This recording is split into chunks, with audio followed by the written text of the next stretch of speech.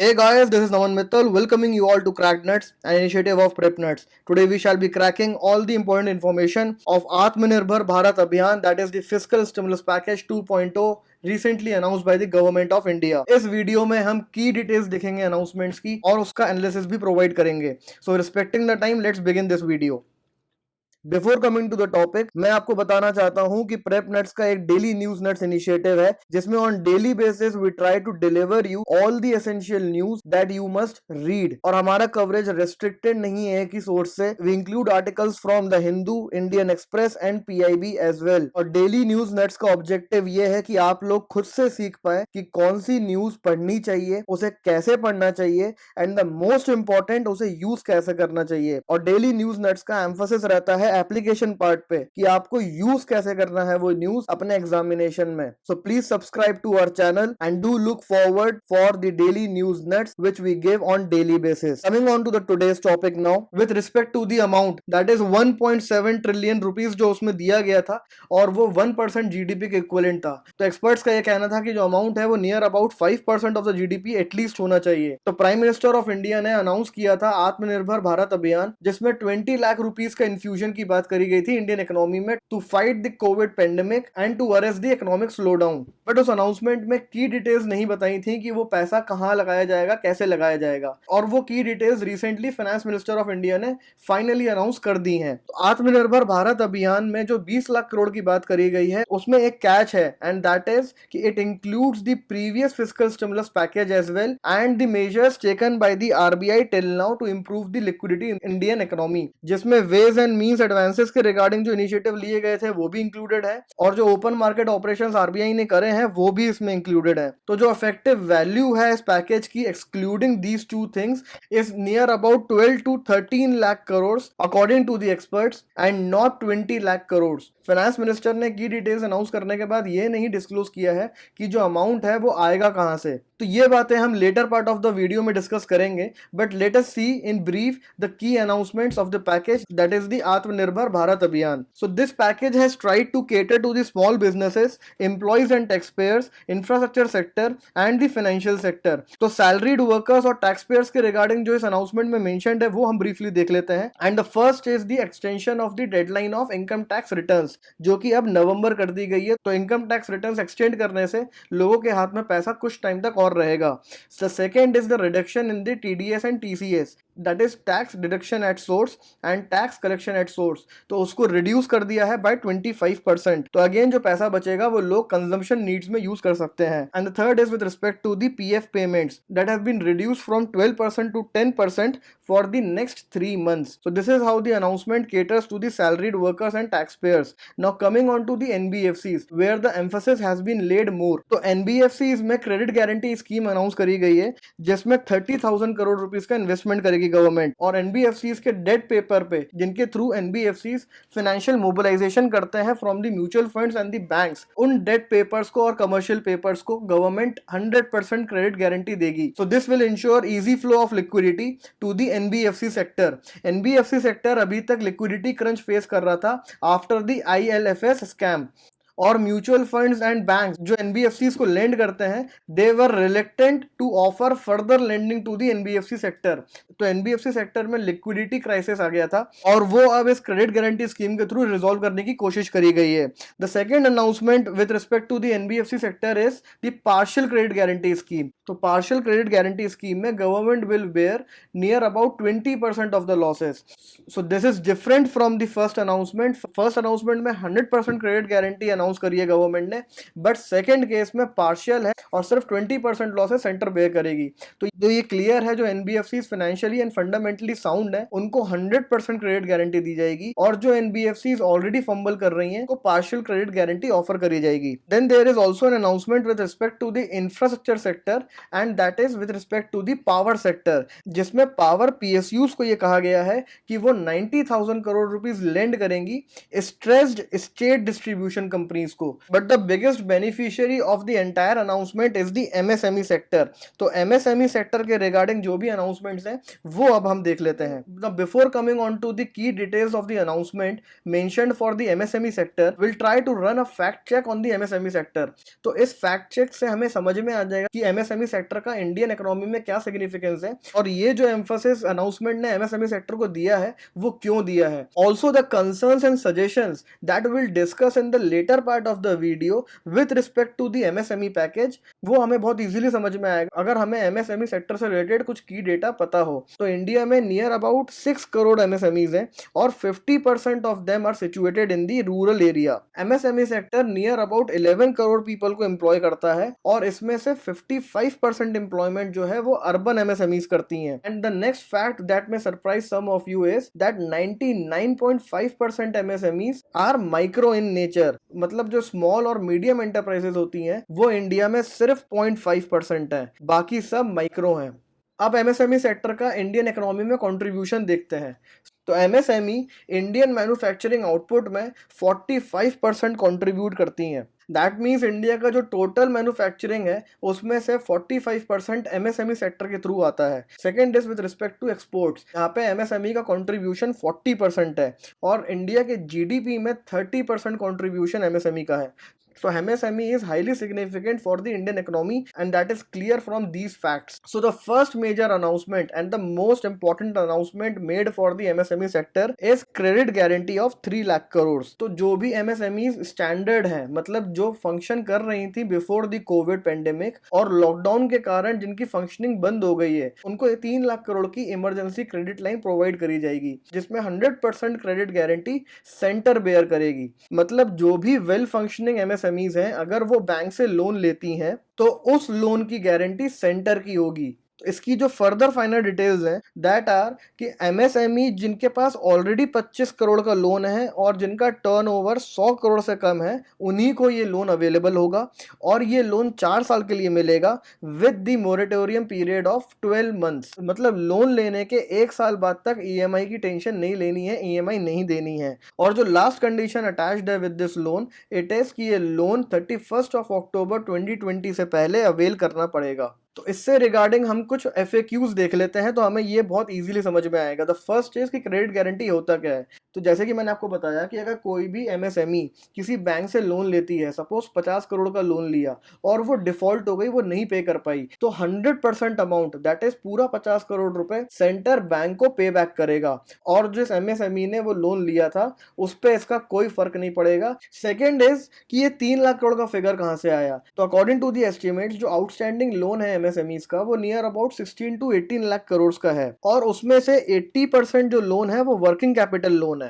तो 20% जो incremental funding needs हैं उसको असेस करते हुए ये 3 लाख करोड़ का एस्टिमेट बनाया गया है। ये 3 लाख करोड़ से बेसिकली जो लॉकडाउन के टाइम पे एमएसएमईज ने शटडाउन फेस करा उसको रिकवर करने के लिए उनके जो ऑपरेशनल कॉस्ट हैं with respect to the salaries and all वो सब यहाँ से कवर हो जाएगा। Now the most important thing is कि क्रेडिट गारंटी क्यों दी जा रही है एमएसएमईज को। तो इसका एक जवाब तो हमें ऊपर डेटा से मिल जाता है कि एमएसएमई कितने सिग्निफिकेंट है। द सेकेंड थिंग है एमएसएमईज कोरोना वायरस पेंडेमिक के पहले से फाइनेंशियल स्ट्रेस फेस कर रहे थे बिकॉज एनबीएफसी पे जो लिक्विडिटी क्राइसिस आया था due to the ILFS scam, उसके कारण लिक्विडिटी सब्सटैंशियली अफेक्ट हुई थी। इससे सबसे ज्यादा अफेक्ट हुए थे MSME sector because MSME sectors को नॉर्मल बैंक्स जो हैं वो लोन इतना इजीली नहीं प्रोवाइड करते हैं due to the fear of the NPS and the prevention of the corruption act. तो जो बैंकिंग ऑफिशियल्स हैं वो बहुत रिलेक्टेंट होते हैं लेंडिंग करने में बिकॉज उन्हें डर होता है कि जो उन्होंने लेंड करा है अमाउंट अगर वो एनपीए में कन्वर्ट हो गया तो they can be slapped by the prevention of corruption act. तो बैंक्स लेंडिंग कर नहीं रहे थे, एनबीएफसीज लेंड कर नहीं पा रहे थे। तो बेसिकली एमएसएमई सेक्टर जो है वो फाइनेंशियली हिट हुआ था एंड लॉकडाउन ने उसकी सिचुएशन को फर्दर एग्रावेट कर दिया। So credit guarantee of ₹3 lakh crore was the most essential step required to boost the MSME sector. Now let's see the further announcements with respect to the MSME sector. Government has announced a subordinate debt scheme जिसमें 20,000 करोड़ का government invest करेगी और उन MSMEs को land किया जाएगा जो कि स्ट्रेस्ड हैं। इसमें गवर्नमेंट क्रेडिट गारंटी जो प्रोवाइड करेगी वो पार्शियल होगी और एब्सोल्यूट नहीं होगी। तो जो हमने पुरानी स्कीम देखी जिसमें 3 लाख करोड़ दिया जा रहा है वो नॉर्मल एमएसएमईज को दिया जा रहा है जिनका ऑलरेडी लोन आउटस्टैंडिंग था और जो वेल फंक्शनिंग एमएसएमईज थे। यहाँ पे उन एमएसएमईज को सपोर्ट किया जा रहा है जो स्ट्रेस्ड हैं। So there is a difference between both of them. Third announcement is with respect to the creation of funds for the MSMEs. इसमें 50,000 करोड़ का फंड बनाएंगे और इस फंड से इक्विटी इन्फ्यूजन किया जाएगा एमएसएमईज में। सो this is not a kind of a loan, ये लोन नहीं है, ये डायरेक्ट इन्फ्यूजन है of the capital into the MSMEs. Government इस फंड में 10,000 करोड़ रुपए डालेगी और जो बाकी अमाउंट है वो गवर्नमेंट के इंस्टीट्यूशंस लेके आएंगे लाइक एलआईसी या एसबीआई। तो इस फंड ऑफ फंड्स की फंक्शनिंग बेसिकली ऐसे होगी कि अगर एलआईसी किसी एमएसएमई को लेंड करती है तो वो उस एमएसएमई की इक्विटी ले लेगी। So it is clear that it is not a loan but a capital infusion which will help MSMEs in their growth and expansion. The third important announcement with respect to the MSMEs is the change in definition of the MSMEs. काफी time से जो definition चली आ रही है MSME की उसको criticise किया जा रहा था। अभी तक MSMEs को डिफाइन किया जाता था on the basis of the investment, जिसमें प्रॉब्लम ये होती थी कि इन्वेस्टमेंट को असेस करना बहुत मुश्किल था। सेकेंडली MSMEs जानबूझ के इन्वेस्ट नहीं करती थी या इन्वेस्टमेंट अपना शो नहीं करती थी बिकॉज वो नहीं चाहती थी कि उनका स्केल चेंज हो जाए। सपोज कोई माइक्रो एंटरप्राइज है और अगर वो इन्वेस्टमेंट करना चाहती है उतने अमाउंट का जो मीडियम एंटरप्राइज में काउंट होता है, तो वो माइक्रो एंटरप्राइज वो इन्वेस्टमेंट नहीं करेगी बिकॉज जो बेनिफिट्स वो माइक्रो एंटरप्राइज होकर अवेल कर रही है, बिकॉज जो बेनिफिट्स वो as a micro enterprise avail कर रही है वो उसको मीडियम एंटरप्राइज में जाने के बाद नहीं मिलेंगे। तो इसके कारण एमएसएमईज का मॉडर्नाइजेशन भी नहीं हो पा रहा था। तो ये डेफिनेशन के क्राइटेरिया को चेंज करना बहुत इंपॉर्टेंट था और ये फाइनली हो गया है। And now the MSMEs would be defined on the basis of the turnover and this would be in line with the GST. तो इसके बेसिकली दो फायदे होंगे। पहला फायदा ये है कि जो भी अभी तक डिफरेंस था between the manufacturing MSME and the service sector MSME वो डिफरेंस अब खत्म हो जाएगा बिकॉज इन्वेस्टमेंट क्राइटेरिया के टाइम पे दोनों टाइप की जो एमएसएमईज हैं that is manufacturing and service, उनके इन्वेस्टमेंट क्राइटेरियाज अलग अलग थे। तो इससे इन दोनों के बीच में डिफरेंस खत्म हो जाएगा। सेकेंड थिंग इज जो भी स्मॉल साइज्ड फर्म्स हैं लाइक हॉस्पिटल्स, होटल्स, वो अब एमएसएमई सेक्टर में काउंट होना स्टार्ट हो जाएंगे। उन्हें अब एमएसएमई स्टेटस मिल जाएगा और वो एमएसएमई की सारे बेनिफिट्स अवेल कर सकते हैं। तो ये दो एडिशनल बेनिफिट्स हैं apart from the modernisation of MSME जो अभी तक इन्वेस्टमेंट क्राइटेरिया के कारण स्टॉल्ड था। And the last announcement, though it is directly not with respect to the MSME but it will affect the MSME, वो ये है गवर्नमेंट प्रोक्योरमेंट से रिलेटेड जो भी टेंडर्स अभी तक निकलते थे up to value of 200 crore वो अब ग्लोबल फर्म्स के लिए नहीं अवेलेबल होंगे, उनमें बिडिंग सिर्फ इंडियन कंपनीज कर सकती हैं। तो इसका सबसे ज्यादा फायदा एमएसएमई सेक्टर को होगा बिकॉज अभी हमने देखा था कि 40% ऑफ द मैन्युफैक्चरिंग इंडिया में जो है वो एमएसएमई से कंट्रीब्यूट होती है। तो this was all about the MSME package. Now we shall see the concerns and suggestions with respect to the announcements made in the MSME package. तो according to the finance minister ये जो announcement है ये help करेगा near about 45 lakh MSMEs को, लेकिन अभी हमने देखा कि इंडिया में 6.5 करोड़ के आसपास एमएसएमईज हैं और अगर ये इम्पैक्ट सिर्फ 45 लाख को करता है तो this impact is very less. And the second thing is कि ये 45 लाख एमएसएमईज में भी जो मेजर बेनिफिशियरीज होंगे वो स्मॉल और मीडियम होंगे, जबकि उनका पूरे एमएसएमई सेक्टर में कंट्रीब्यूशन सिर्फ 0.5% है in terms of their number.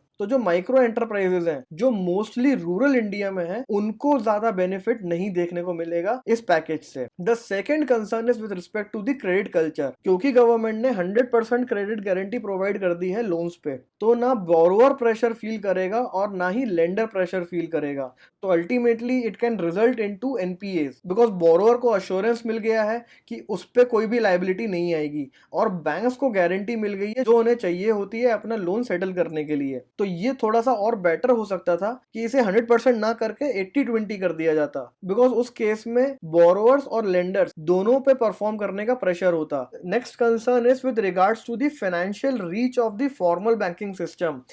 सिर्फ और सिर्फ 30% एमएसएमईज फॉर्मल बैंकिंग सिस्टम को यूज करती हैं फाइनेंशियल मोबिलाइजेशन में, मतलब more than 60% of the MSMEs still depend upon the non-institutional lenders for their financial needs। तो तो ये अनाउंसमेंट उन एमएसएमईज को बिल्कुल भी बेनिफिट नहीं करेगा जो अभी तक फॉर्मल बैंकिंग सिस्टम में है ही नहीं, and they are near about 60% of all the MSMEs.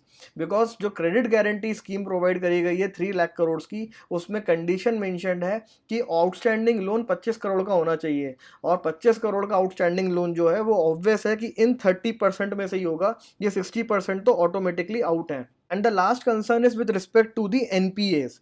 जब 1 साल बाद, मतलब जब मोरेटोरियम पीरियड खत्म हो जाएगा और इकोनॉमी तब अगर एफिशिएंटली फंक्शन करना स्टार्ट नहीं हुई, तो ये जो एमएसएमईज ने नया लोन लिया है ये एनपीएस में कन्वर्ट होना स्टार्ट हो जाएगा, and then it will affect the finances of our country.